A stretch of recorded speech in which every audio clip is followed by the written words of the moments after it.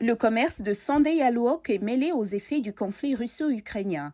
Le Rolex est un snack de rue populaire en Ouganda, fabriqué à partir de farine de blé, d'huile de cuisson et roulé dans des œufs et des légumes.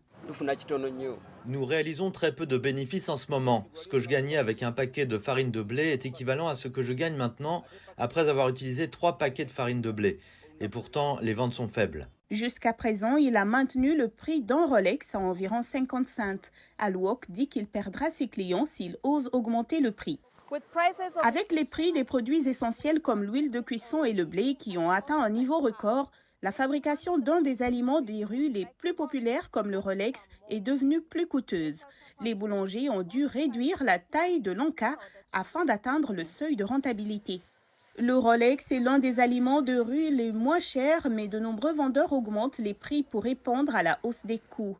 L'Ukraine et la Russie font partie des 5 premiers exportateurs mondiaux de blé et d'huile de tournesol, mais la crise ukrainienne a perturbé la chaîne d'approvisionnement mondiale, faisant grimper les prix. L'Ouganda importe environ 40% de son blé de ces deux pays.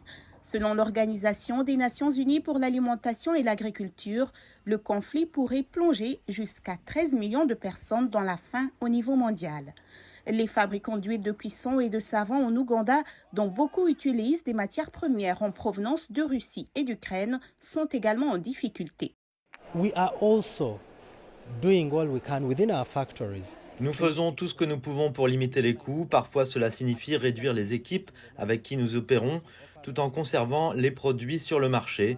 Parfois, on discute avec les producteurs pour modérer leurs bénéfices, mais ce sont des mesures au coup par coup.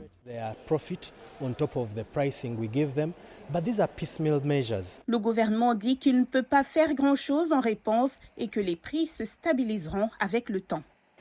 Le gouvernement continuera à surveiller la situation et à répondre chaque fois que nécessaire avec une politique monétaire appropriée pour assurer que l'inflation reste dans la cible et maintenir la stabilité macroéconomique.